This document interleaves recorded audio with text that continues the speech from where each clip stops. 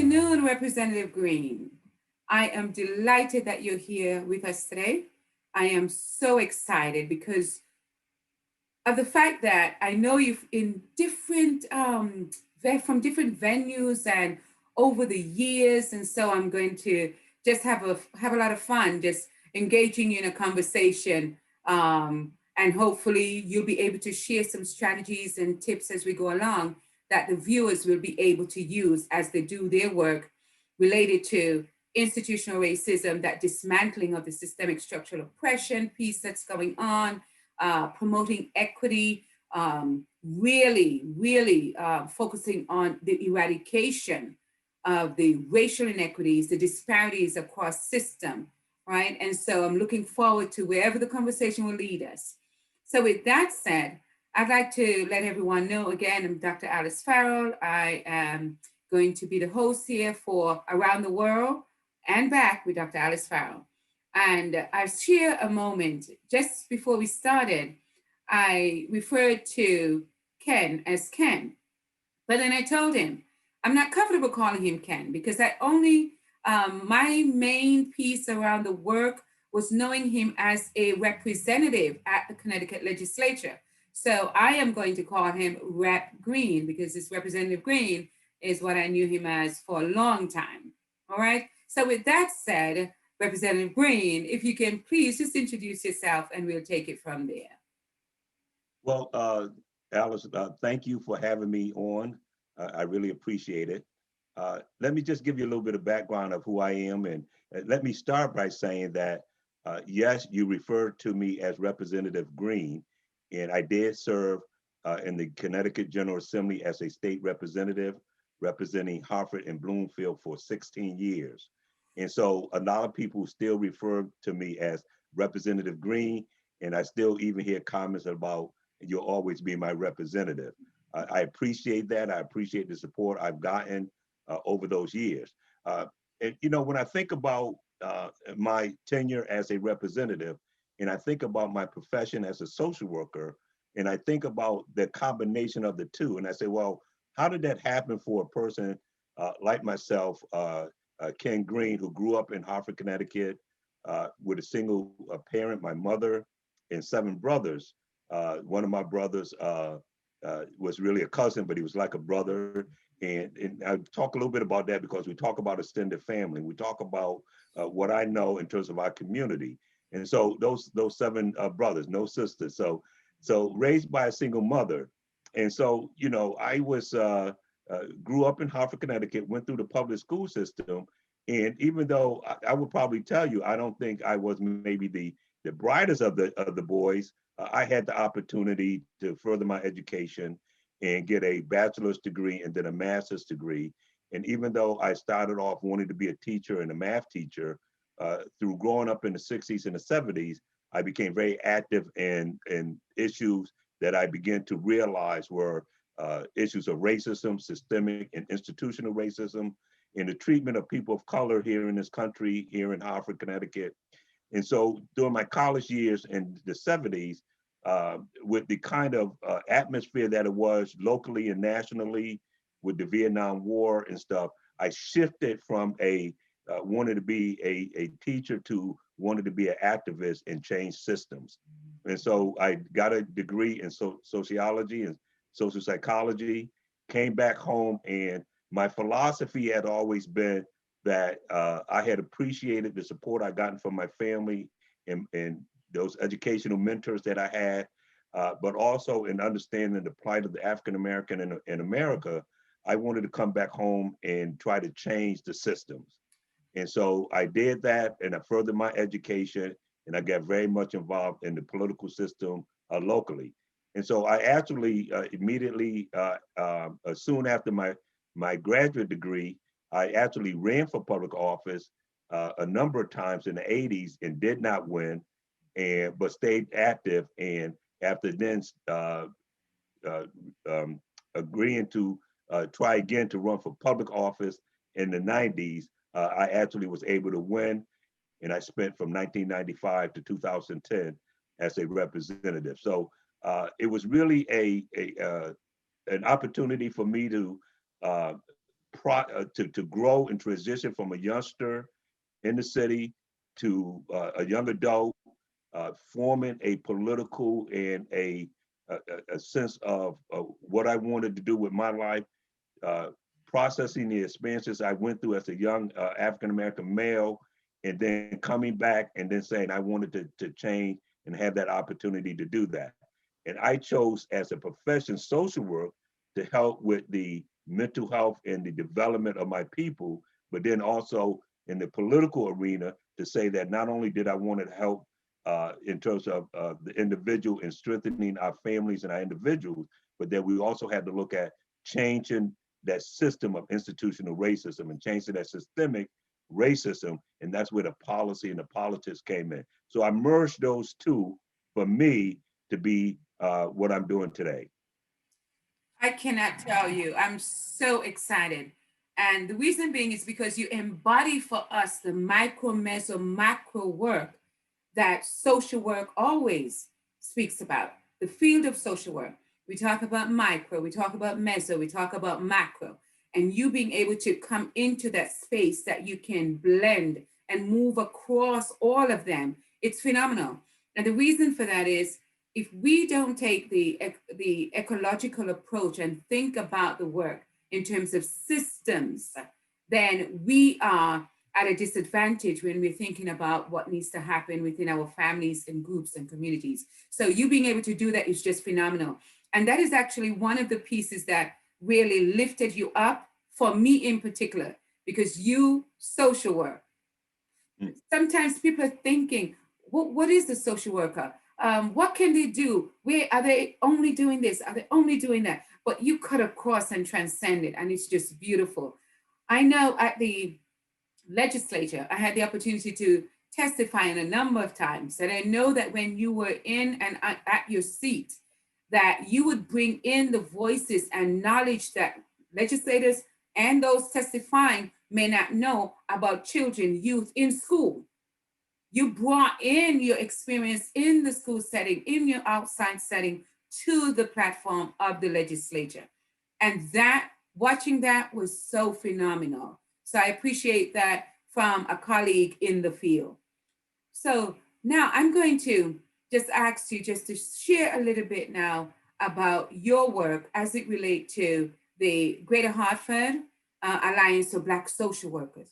And I'm putting that out right out front because when I was a student at University of Connecticut School of Social Work, I remember that I was a part of the student version, right? Black social workers in the school.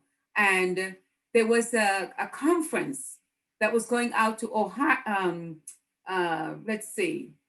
New Orleans, one of the annual conference, and I had an opportunity to go. And they were selling Black social workers t-shirts, and we get to buy them and fundraise and so on.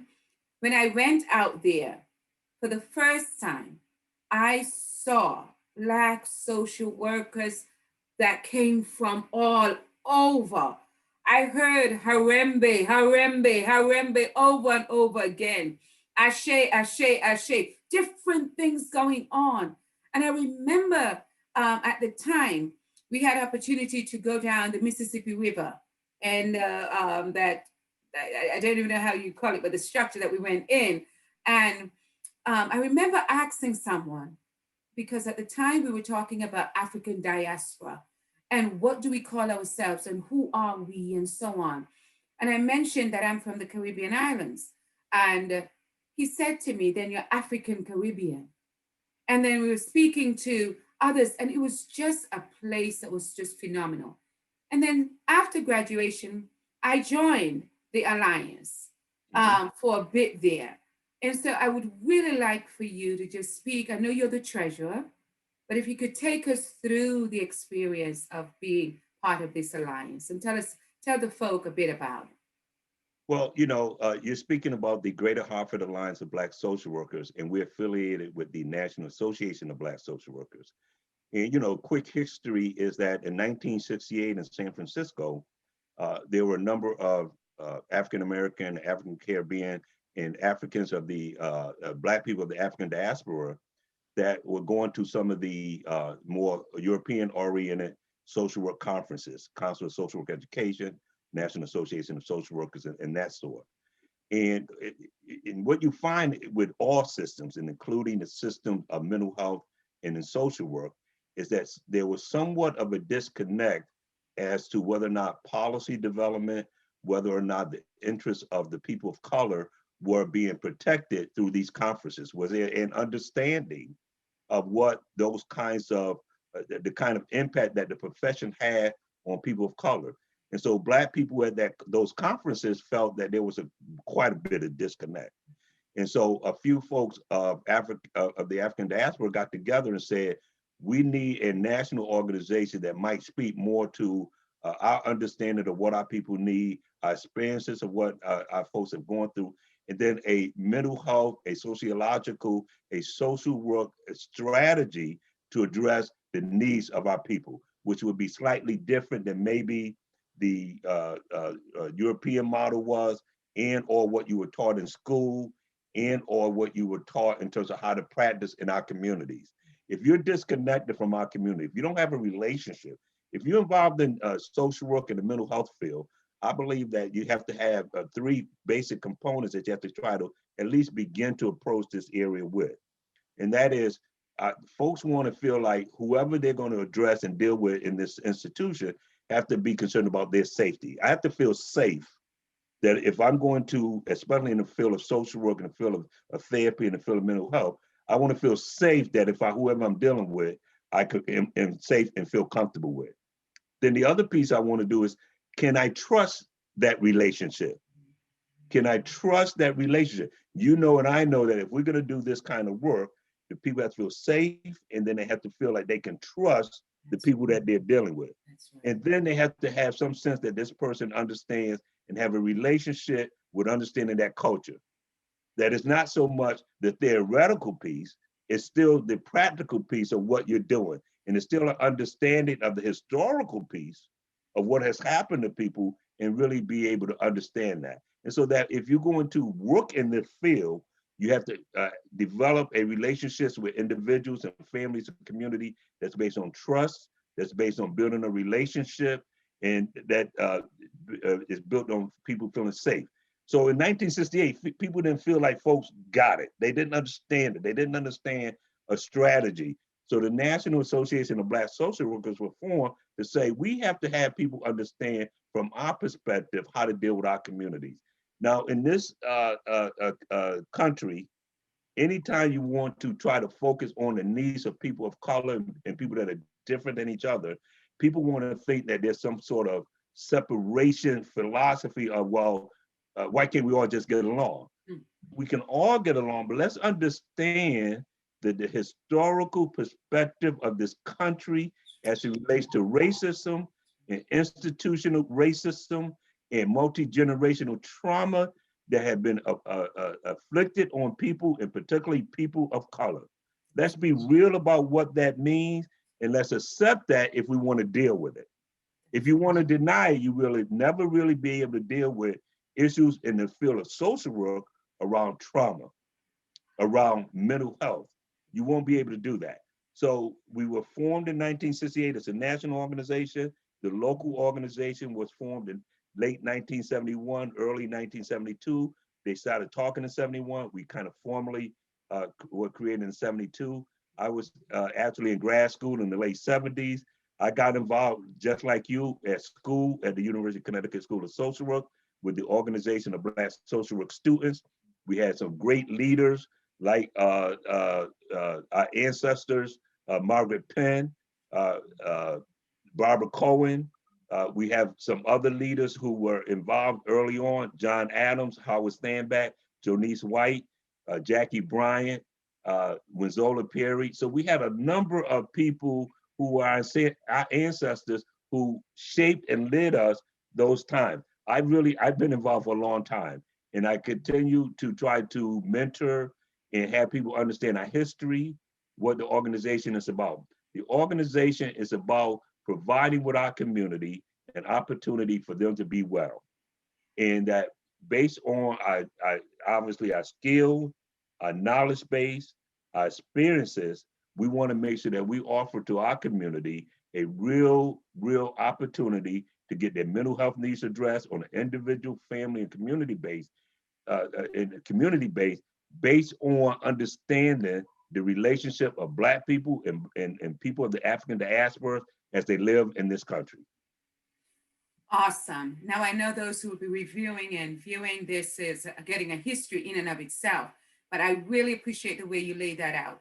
If you can, I know in recent months I rejoined the Alliance, and each time we come into the meeting, there's a statement, and then there's an opening up and a reading of the Code of Ethics.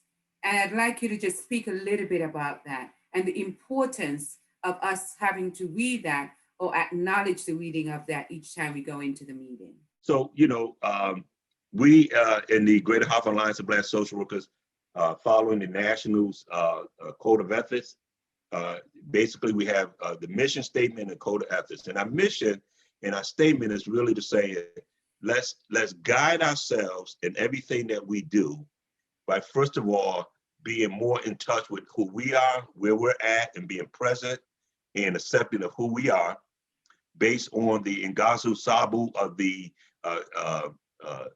Kwanzaa philosophy. And then not only of that, but also the cardinal principles of Ma'at, which is the basic 7 principles along with the other 42 principles. And basically we're saying, let's be unified in who we are of the African diaspora, but let's also guide ourselves by the Ma'at principles of respect, trustworthiness, justice, order, reciprocity, balance, and harmony.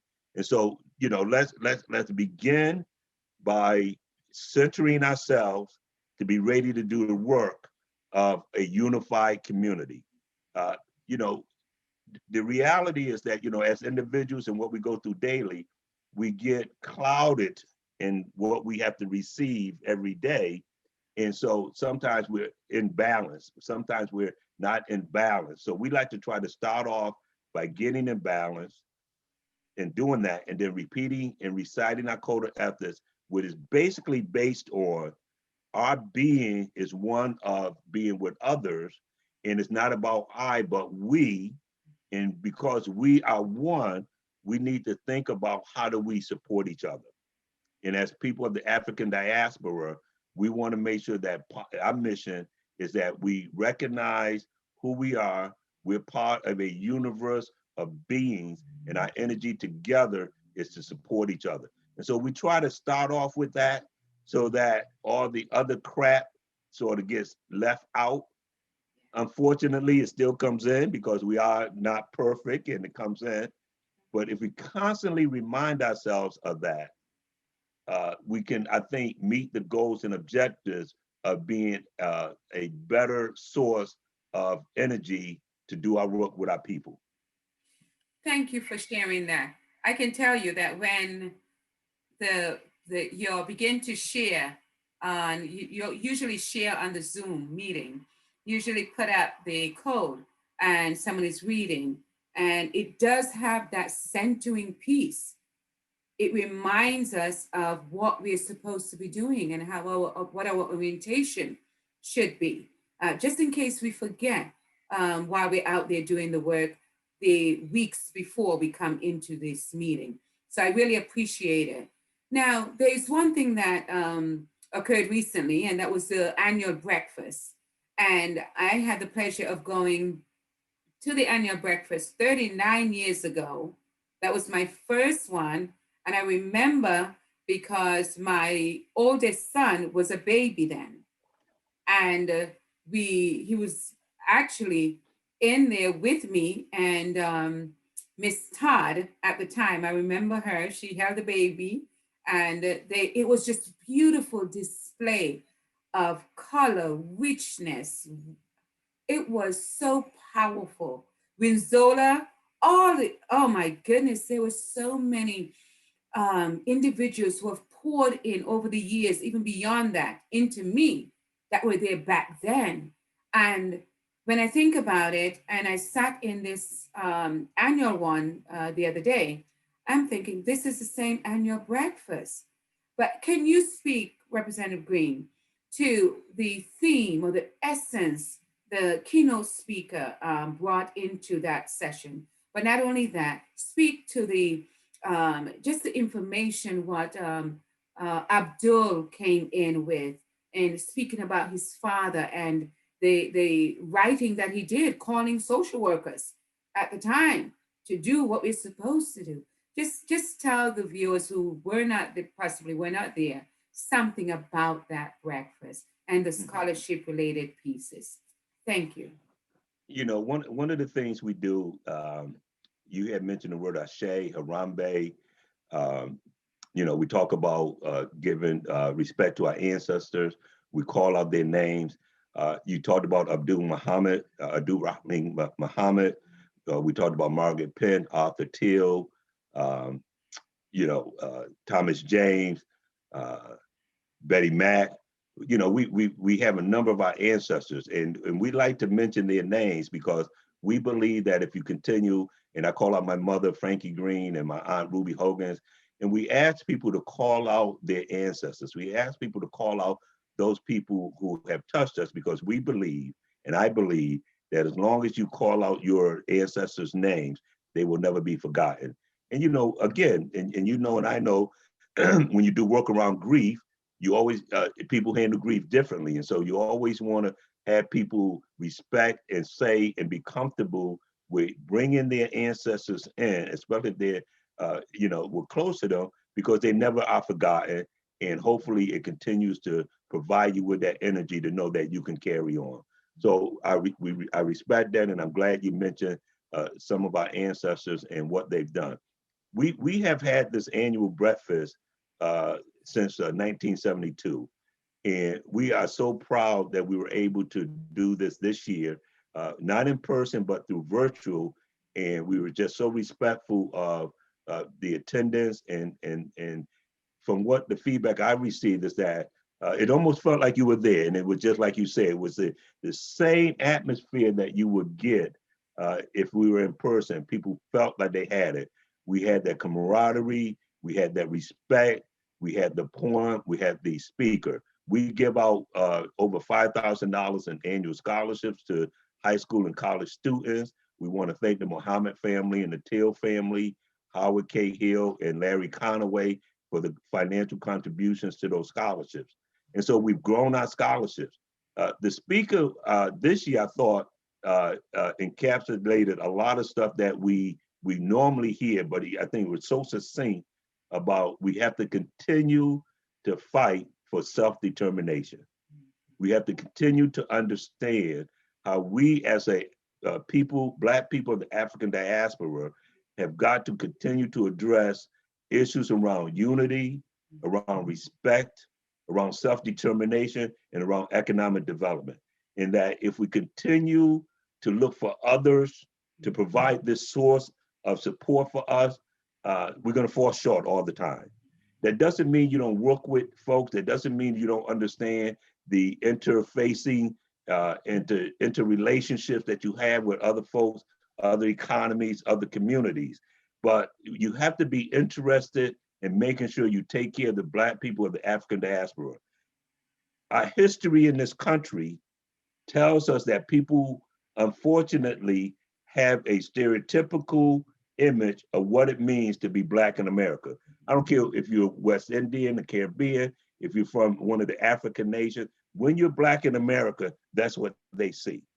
And so when they see that, that may, that brings up into them in a sense, this historical image of what most people in America see as Black people. And so we're all going to be blankly seen the same way. So you need to understand that. If you understand that, and then there's systems to deny you access to economic development. If you see that and understand that and know that there's systems in this country that denies medical and health resources for you. If you understand that and you see that, and you see that there's systems that deny the educational development of your community, then you have to say, I need to take care of my own. And if you look at the history of this country, when we were not able to be, quote, integrated, we took care of our own. And we, in a sense, being denied the opportunity to, to, to really flourish in a sort of integrated economy system in America, we had to build those systems to take care of our own. And some of those systems were very well. And so we got to think about that in the sense of we are noticing the disparities in our educational system, our health system, our justice system, our economic system. And so we see those disparities, and those are historically the impact of being Black in this country and the historical institutional racism. And so our speaker talked about, this is 2021. You need to understand that, and you need to examine what do you need to do in your community to be better protectors of your community. And that means that you better take some responsibility to understand these systems, address these systems, and develop solutions to these systems that you have to do possibly on your own, and as Black people of the African diaspora. That's it. Thank you so much, Rhett. Now, I'm thinking about the passion you're speaking with, and I see it. I see it in our meetings because we have a subcommittee that's focusing on the development and the upcoming trauma workshop for the community that I'd love for you to speak to. And I'd like for you to speak to the beginnings of it, right? You mentioned multi-generational trauma. You mentioned the historical pieces. And this piece that you're going to share about this training and workshop that's going to be coming up, it has an origin. And I'd like for you to share about that origin because it's significant, especially, and I'll pause here to say this. I said this earlier to Brother Lovejoy, Kelvin Lovejoy, who was on, that I believe that the funders, local, national, federal, private foundations, many of them have contributed to the institutional racism that exists now.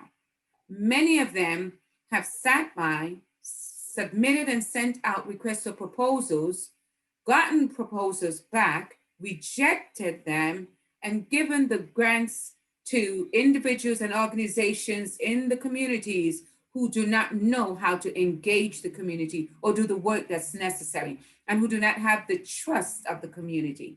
And so often, I believe that, and some of them are acknowledging that they did in fact contributed to the maintenance of the institutional racism through their practice and the way they have continued to put out RFPs, requests for proposals, and continue to keep giving in the grants to certain individuals and certain organizations.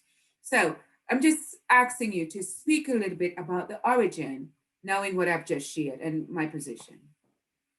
Well, I think that, we're as an organization, and since the 1972, when we've done our annual breakfast, we actually have done that without any corporate sponsorship. And part of that is that, one, we do believe in the point of self-determination, and we would like to give out more scholarships and we'd like to raise more money, but we really have to do these things on our terms. And so when you seek other sources outside of who you are as Black people, then there might come with some strings attached to it in terms of what they want to see and how they want to see you being your image, your marketing.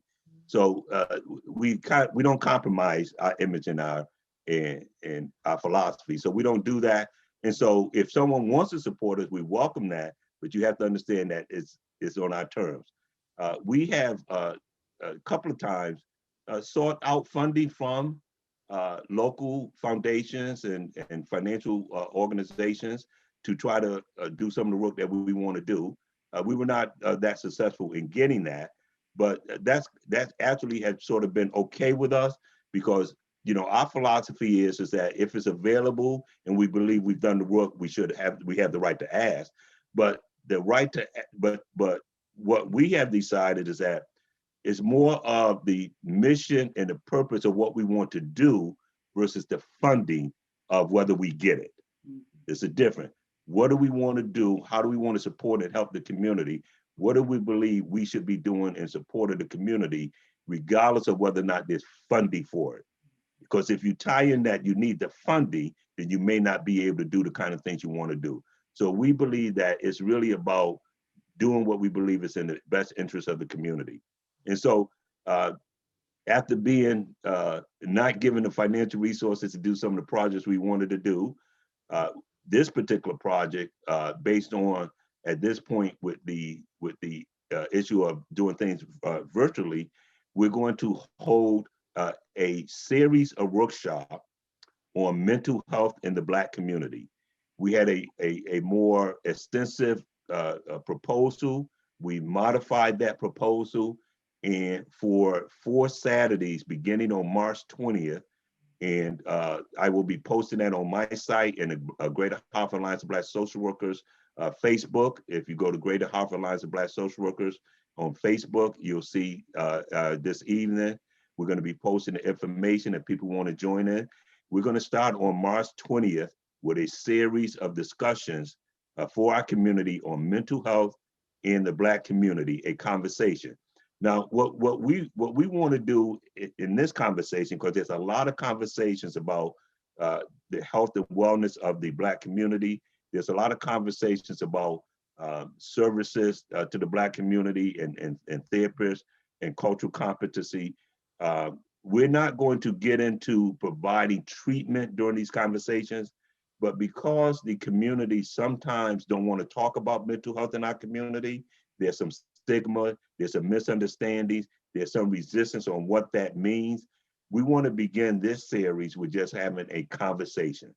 As Black social workers, how do we have you understand the vast field of what mental health means and what mental health means in our community, and how do you, and let's have a conversation so that you understand from our perspective as professionals, skilled in this work, knowledgeable of this field, how do you understand how we see the desire and the need for us to have a conversation about mental health in our community? And so we're going to be looking at having this conversation about what is mental health in our community. We're also going to focus on trying to have Black people of the African diaspora who's in America understand that regardless of their ancestral heritage, once you're Black in America, that by itself gives you a certain experience. It's going to have you be exposed to certain things based on your complexion and your color, regardless of whether or not you're African American, Caribbean American, or African from any of the African nations, because Black people of the African diaspora, if they're in America, is going to be seen through the lens of the relationship of Blacks in America from its history. And so you have to understand that. And so sometimes as Black people, we get into, well, I'm not African American, I'm Jamaican, I'm Trinidadian, I'm Nigerian, I'm Ghanaian. And in America, folks see you as Black first. Now, your experience, because of your ancestors, your culture, your language, your history, you come into America with bringing that. We just want you to understand the complexities of being Black in America and how you will still face some of that institutional racism of America. So you need to understand that. So we want to have that kind of conversation. Then we want to have the conversation about the resources to address any kind of mental health support that you may need, the therapists and community-based agency that are culturally competent that can help you. So we want to have these conversations. We want to let you know and ask you to be a part of this conversation so that you can understand that. And then that's how we help the community, because we talk with the community. We don't talk down to the community. We don't put the labels of the deficits. We're going from a strength-based model of our community that they're part of their own solution. They're part of their own destiny. We respect that. We're not going to always agree, but we want to bring the professionals. We want to bring the people that's interested in this conversation to have this conversation. We pull it back now, just pulling it back a little bit. You as a rep, social worker, teacher, advocate, leader, community leader, still a community leader. strong voice within the community, command the respect of multi-generations, right? Looking at you being part of the infrastructure and structure of Hartford, Connecticut, and just branching out, just being a model for so many of us. And we know that we're celebrating social workers, right? We're celebrating social workers. This is March. And so I just want to lift up social workers, lift up you, Representative Green, lift up all of the social workers that are part of the Alliance and the National Association for Black Social Workers, because your vital role to who we are, how we operate, how we proceed to work with individual families, systems, communities. And so I'm just celebrating yours, just pausing for a moment to celebrate you all, us as a collective group. There's such powerful, powerful opportunities available to us when we work together, when we come to a space where we kind of center ourselves and reminding ourselves about what we are supposed to be doing. It's powerful. So just sitting here with you for a moment, I just felt I wanted just to pause for a moment. And that's what we do, right? We do this whenever we're in a meeting and we feel we need to pause, recognize the space that we're in, who we are with, the relationship that transcend the boundaries of being apart physically and all of that. We pause.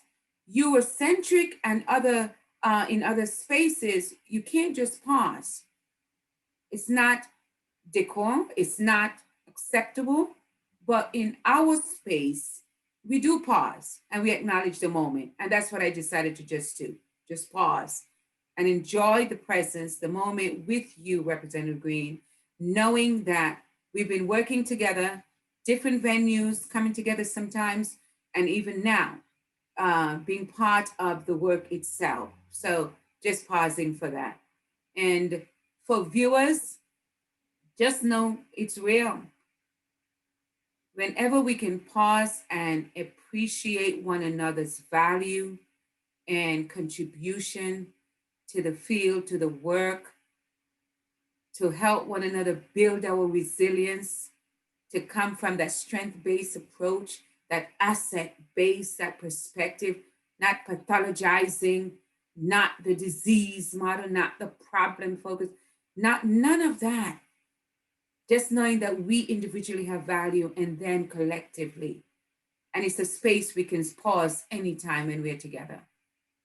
So I honor you with just knowing that you are contributing significantly to our work. So with that, Representative Green, I am going to ask you to just reflect for a moment on the 2020-2021. Just share some perspective, some lessons learned, professionally, personally, any lessons learned. And then I'll ask you just a couple more questions, and then we'll wrap it up in just a few minutes. So your perspective, COVID-19 civil unrest 2020-2021. Well, you know, I think that obviously this past year, last couple of years, I think I'm probably going to say the last 4 years with knowing what happened with number 45 and down in DC. I think that so much was seen by all of us in this nation and around the world and in the globe about how this country still treats people of the darker skin and how easy it is to continue to send the dog whistles and sometimes just be upfront with some of the language, to really say that you almost think we were in 1620 or 1700 with how they feel and what they think about people of color. And then you see the injustices that was happening based from the law enforcement, and then was, I believe, condoned and enabled by the political structure. So it was, to me, quite an eye-opener it's not any different than what I would have expected myself. But I would think that because of the media, the technology, the realness of what we saw in Minneapolis, that people can really begin to understand. I mean, we saw that with Rodney King, the abuse, and we still didn't want to understand it. And so we see it again. So this is not new.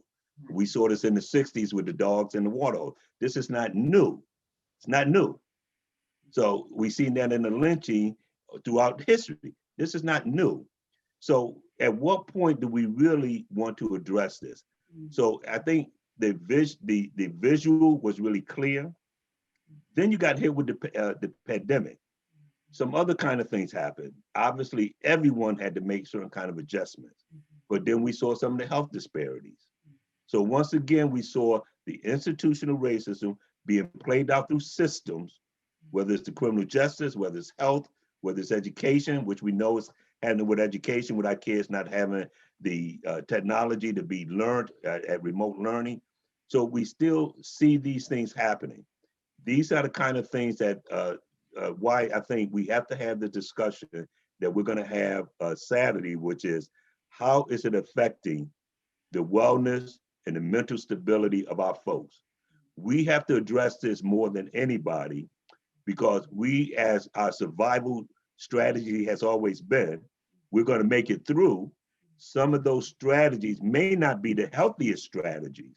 There'll be some survival strategies that may not be the healthiest strategies. And we need to really have those kind of conversations to talk about how we can be supportive.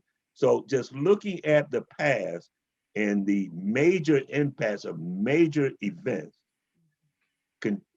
reminds us that this is really just a historical impact that we've seen. And that's why we talk about multi-generational trauma. This is why we talk about multi-generational impact of institutional racism and systemic discrimination. This is why we say in 2021, it's the same kind of effect on the body, the mind, and the psychological development as it was in 1800s. It's a little different in how we have to address it, because policies and laws might want to have us believe that we're at a different place in addressing it, which we know we're not. But this past year, in the past 4 years, have really, I think, should have shown us that there's so much work to be done, and that we have to really do it for the wellness of our community, our individuals, and our families.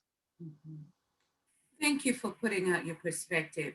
I know that I've been doing some trainings, and a number of individuals have literally were actually in places where they couldn't understand the reaction of people during the summer months to the brutality. They couldn't understand until I showed them a diagram that spoke to the history, just as you were sharing, because in their mind, it's as if it's one incident.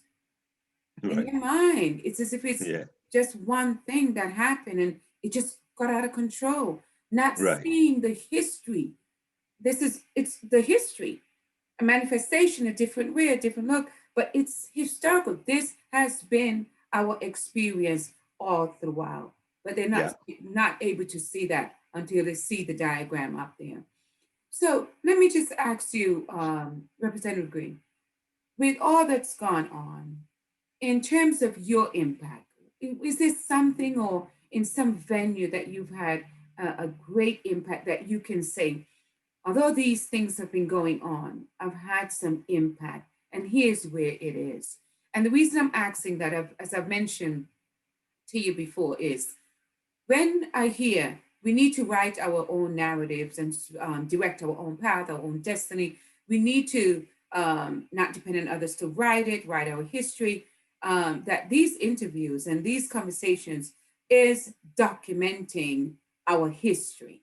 And so when I asked you your perspective and you gave me all of that, you're documenting.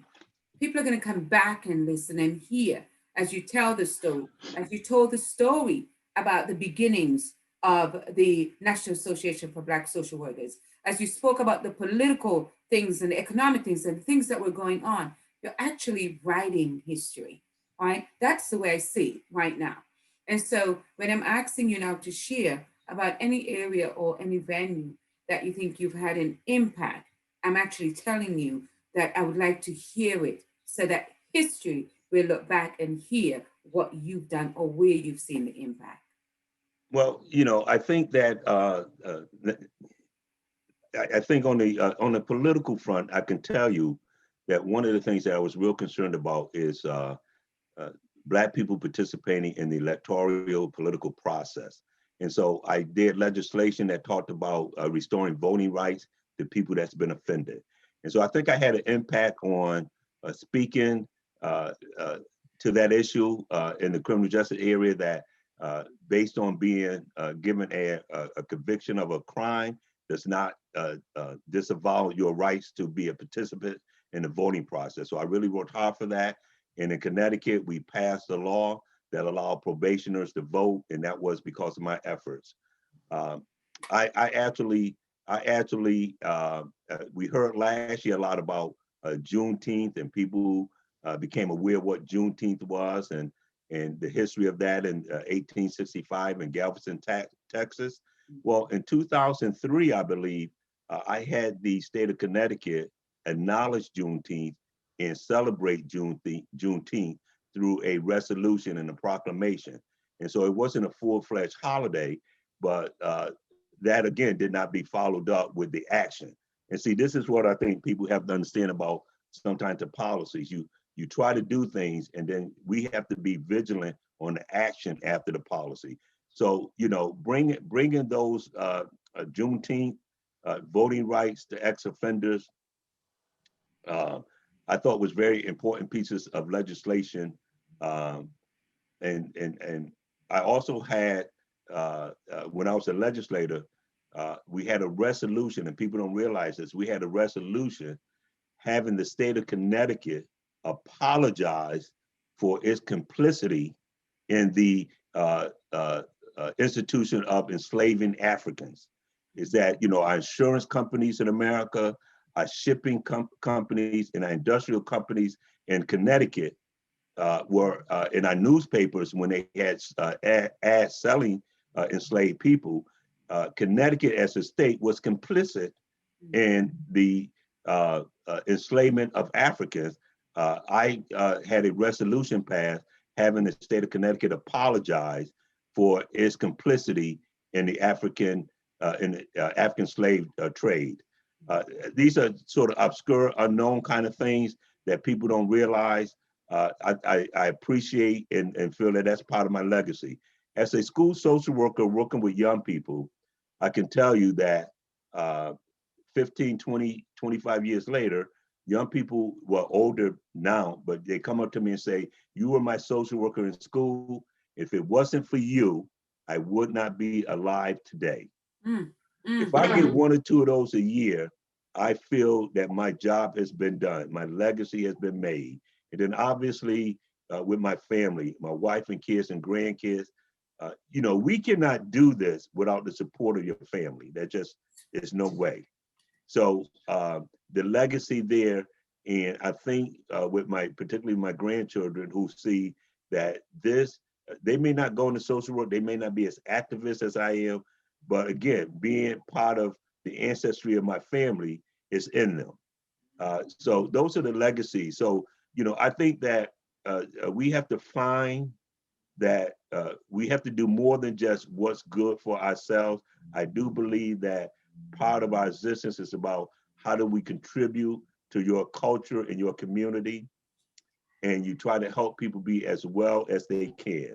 And so I hope my legacy is that, again, as you get older and as you work through this, that we should not be about causing harm to other people, that we should try to be well for ourselves. And when we're well, we don't cause harm to other people.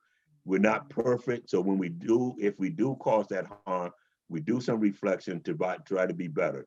So I hope that's part of my legacy, but then it's about also people choosing to be active on changing the system. You know, we hear, and you know, I'm not particularly sure that who we can attribute this to. I think Mahat and Gandhi people say, you know, if you want to see change, be the change that you want to see. And so take that responsibility to try to make change in a more positive and healthy direction. So I hope my political career shows some of that.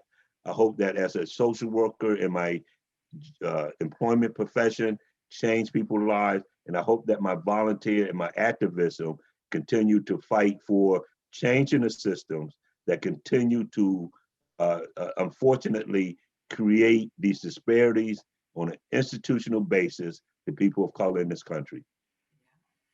Thank you for writing that part of the history right there.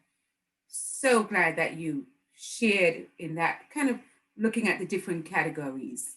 So as you were speaking, I remember the work, and I also remember that I was doing the keynote speech for a community, an event, and it was the breaking the generational chain of incarceration. And I looked out in the audience, and you were there.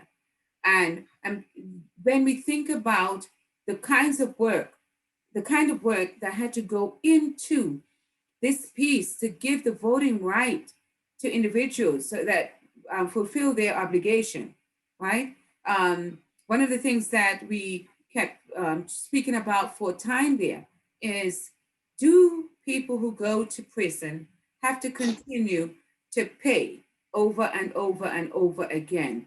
And when can they participate in voting? When will they be allowed to? Years and years and years ago. And so just thinking about your contribution to making change, but the piece that I want to just lift up for a moment for everyone is around that. When policy is made and put forth, the vigilance that need to get behind that, so that whatever it was put, the work that was put into it won't be in vain, or at least it won't drop off, if you will, that the momentum continues and someone is held accountable for ensuring that it's put into practice, whatever that might have been.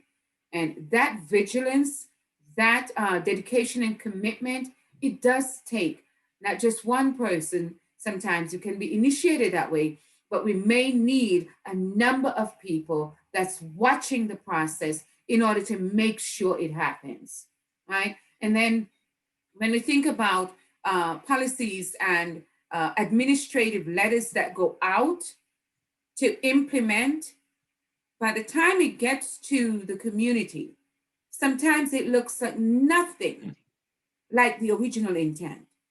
But sometimes no one is watching it or advocating and having the vigilance there. So I'm glad that you mentioned that, just to lift it up for viewers to keep that in mind. Just because the policy was established doesn't mean that it's going to be executed well. And we need to be vigilant around these pieces. So, and I think that you see particularly after this last presidential election, you can see how a number of states are specifically targeting voting and voting rights, and in fact, trying to create policies to suppress the vote.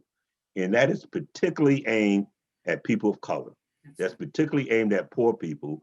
And part of that is because if we became aware of the political empowerment that we could have with some sort of a unified front, and particularly in Georgia, when they see Ms. Stacey Abrams and the kind of organizational strategy that she had and the results of that strategy. Because part of that whole observation of Stacey Abrams was there was some belief that it couldn't be done. Mm-hmm. And once they saw it was done, then it's like, uh-oh, surprise, surprise. Now we got to change the rules because they utilize the rules for their advantage to meet their goals. Well, now we got to change the rules again. And so when we get to the point of understanding that and we organize and we work together and it's not just one person, and they see that we're somewhat organized around that, they will try to change the rules. And we see that clearly. And so we have to resist that, which is another reason I think as to why I'm looking forward to these conversations. because part of the conversation that we're going to have on these Saturdays is going to talk about how we sometimes, I think, sabotage our own best interests. Yes, yes, yes, yes. I imagine that we're going to be tapping into all of that. When the piece, something came to mind when during the maybe the last several months, some young folk were outreaching to me. They were in the faith community and they were outreaching to me to ask me if I can facilitate a conversation because they want to know about voting. They haven't been voting. They don't know who to vote for, what to do. They don't know how to begin the process and all of those things. And I remember reaching out and saying, yes, I'll facilitate the conversation.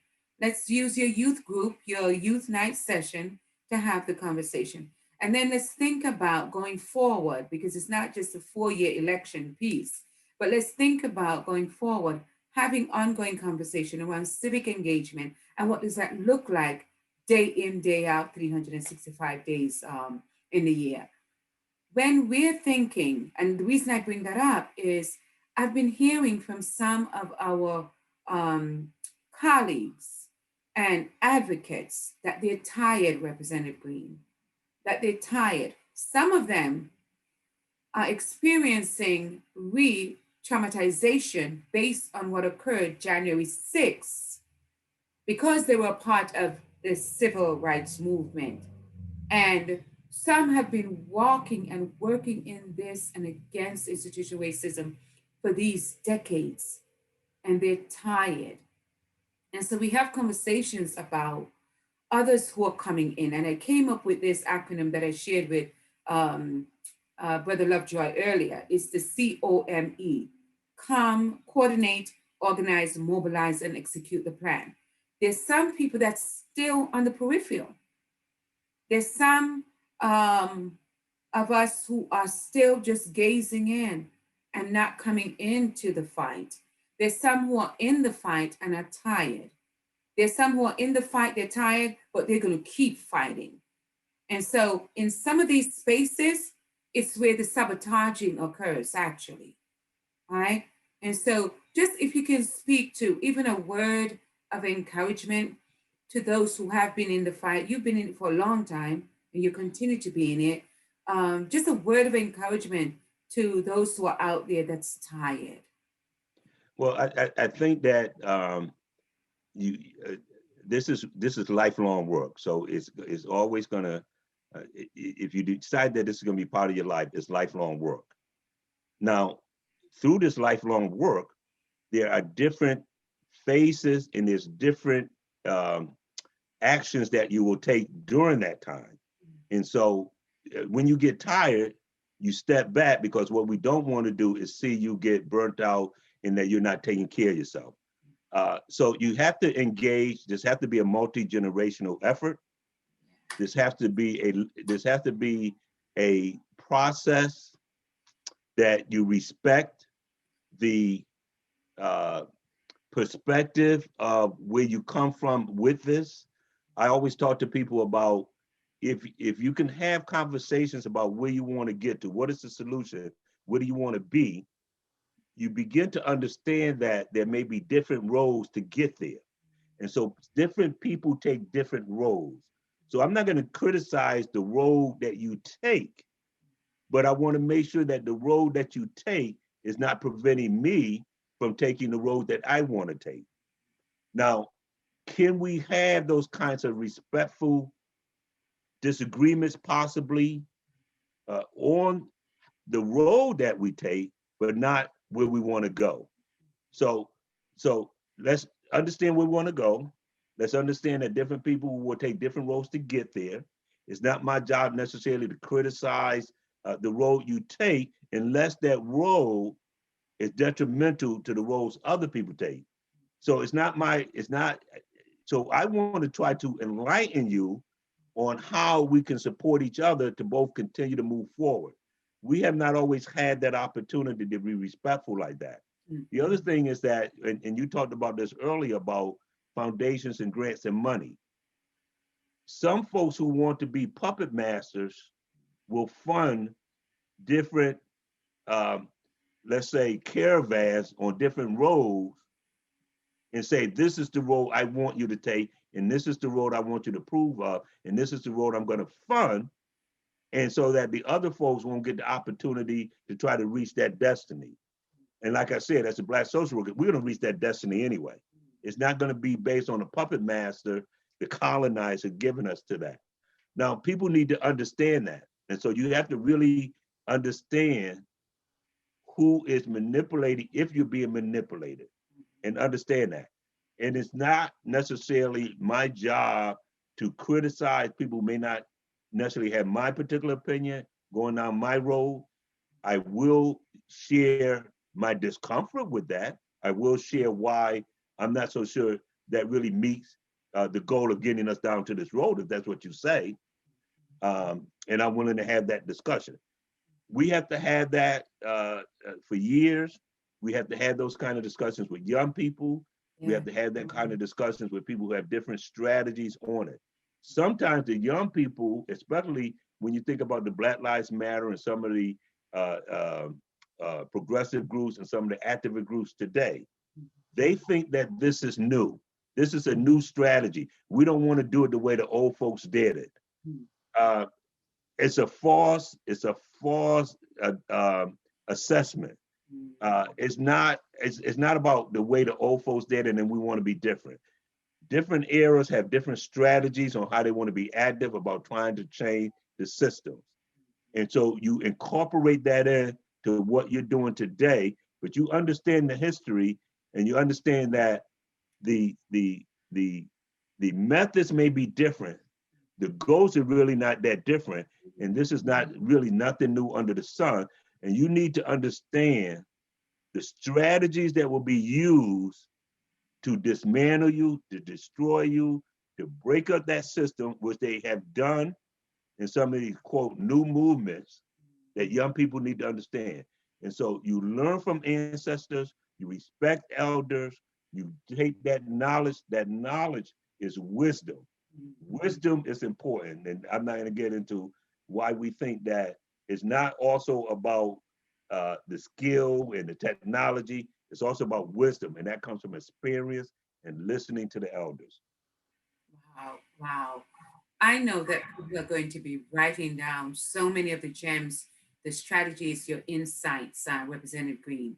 Let me just ask you to just imagine years from now, hopefully it doesn't happen, but years from now, a crisis occurs. Someone is looking back on this interview. What a quote or statement that you can make to them that would encourage them that to be able to not only cope, but to be able to thrive during difficult and adverse situation that they may find themselves in? Well, I got this quote from my niece the other day, and I think this is a good personal quote for people to follow. And then I'll talk about maybe what we can do as an institution and as for our people. And it says, note to self, you can't control how other people receive your energy. Anything you do or say gets filtered through the lens of whatever personal stuff they are going through at the moment, which is not about you. Just keep doing your thing with as much integrity and love as possible. So we all receive information, and in processing that information, it's really processed on our experience. It's processed on whatever we're going through. So that's why you have everybody has these opinions. It's our processing. Once you process that, part of how you might react, if you react, like we said, with being balanced, taking care of yourself, and then acting on love and respect and integrity, we talked about with the social workers with the 7 principles of Mayat. When you operate like that, I think that you as an individual will be more balanced and well. If we expand that to say that our history in this country was created and started, and I just finished this book My Grandmother's Hands by Reshma Messner. And it talks about the historical and multi-generational trauma of Black people in America, which is based on a relationship that we've had with this country and white Europeans that's really based on trauma and violence and disrespect. And in America, codified based on race. And we still see that today. So we could have to continue to dismantle some of the foundational structures in this country that have been based on race and ethnicity. And if you look at the history of the Europeans with the indigenous people, and then the relationship and how they brought race in the development of this country, you can see that there's some issues in this country that has to continue to be fought against and dismantled. And that if you're a person of color of the African diaspora, I would hope that you decide that part of your journey through this existence of life, that you challenge that. That's it. Well said, well said. I would echo and then say that, and if you're not a person of color, for so many, I've had occasions where individuals have shared, they self-identify as white, and they've shared that they're now seeing and they're feeling guilty and they're feeling ashamed. But that's as far as for some of them. Right. And I'm saying, I'm not interested in you staying in guilt or shame.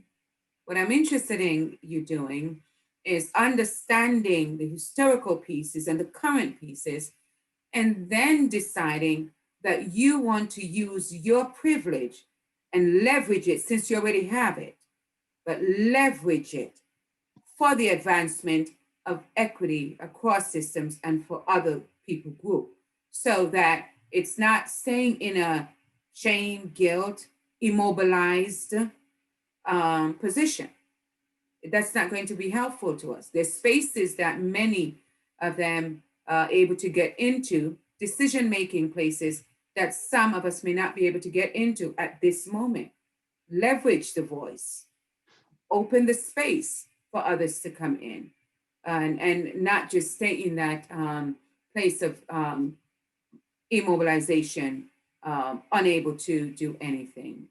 So the last two thing is, if you can tell me, when we think about, actually it's just one more, when we think about Kwanzaa principles and the sixth principle around creativity and working to make sure that wherever our community is at, we're doing our part to just make it as beautiful as we can before we leave our community through death or what other ways, right? Is there anything you're thinking of as you go forward in 2021, and we can wrap with this, that you think you'll be doing, in addition, of course, to the great piece of work you're going to be doing around the trauma conversations?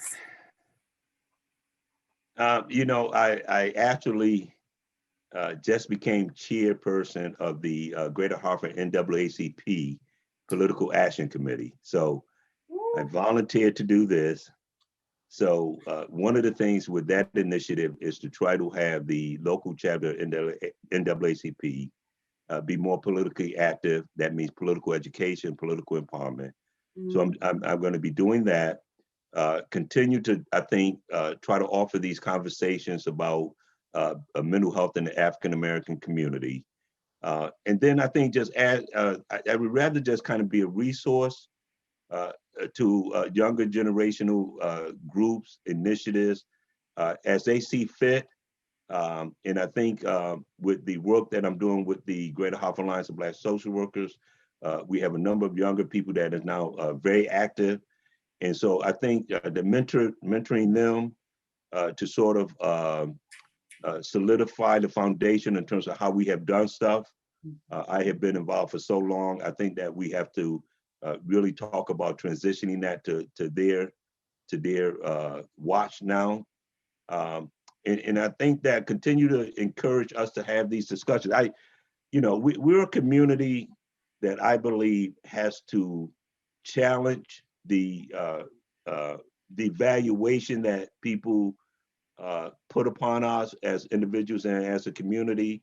And we have to encourage people to value themselves, value our community. And so that's going to be some self-reflection and some action that we have to do to change in our community. We have to be about that change. I think we have to really look at and be very careful about how we have been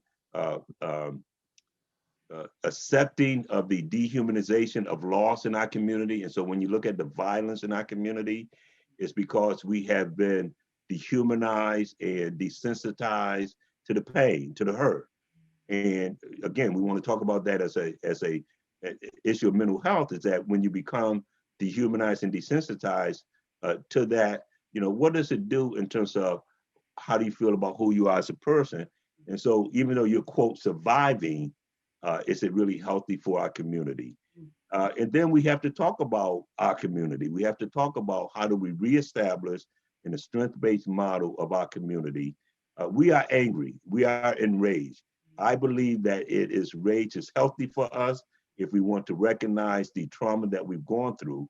But the work has to be is managing that rage and being well. Representative Green, thank you so very much, so very much.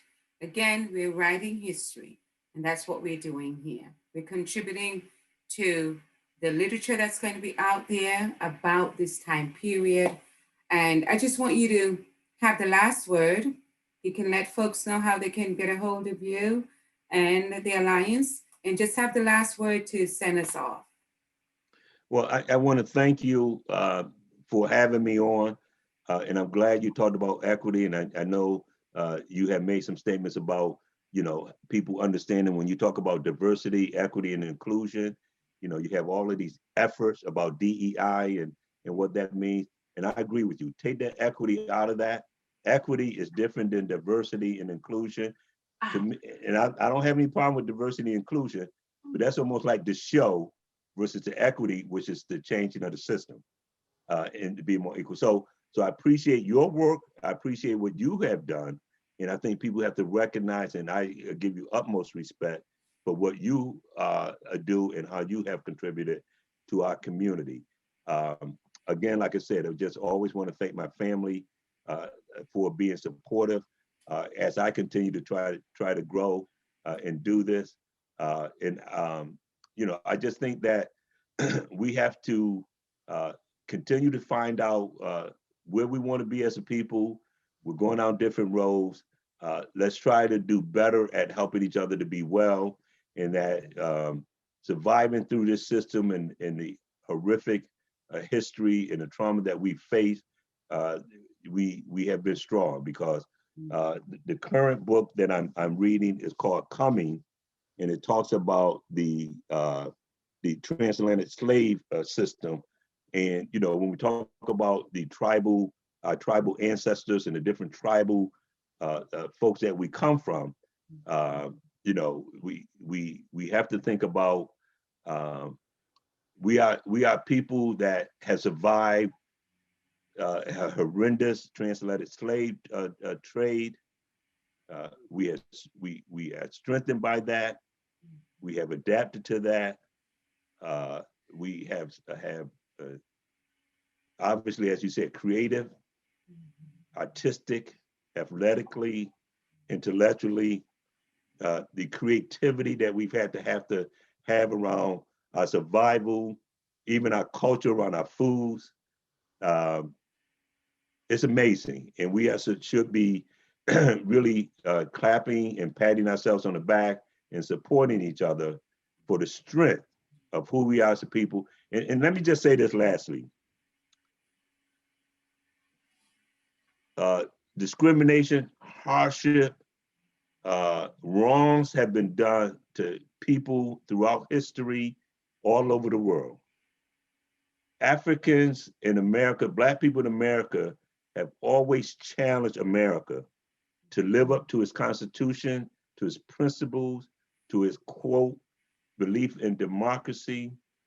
And Black people in America have always said, treat people with humanity and respect all people. And because of the treatment that we've had to fight for that. It's always been a fight for the treatment of people as humans, regardless of race, creed, color, sexual orientation. We have always led the fight. We have not always been respected as leading the fight. And people have always tried to say, why do we complain? But then when other groups in America see the violence perpetrated towards them today, as it always had been, because of the history of this country, and as indigenous people, we see that we have always said, if this country don't live up to its ideals and treat all people with respect and treat them as humans, at some point, you will understand why we have to change this system and this concept of white supremacy. Yeah. With that, we will conclude. I know you have given viewers a lot to think about, to reflect on, to chew on, and hopefully to move into action. Thank you so much, so very much, Representative Green. So appreciate you and all that you do, and sending love to the family, everyone. All right. So I do hope you come back in the future. All right.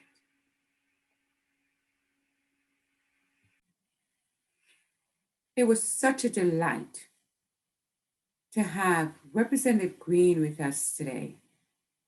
It was a delightful experience because of the history that comes with him, the experiences, the exposure, the reflection process that it's evident that he goes through.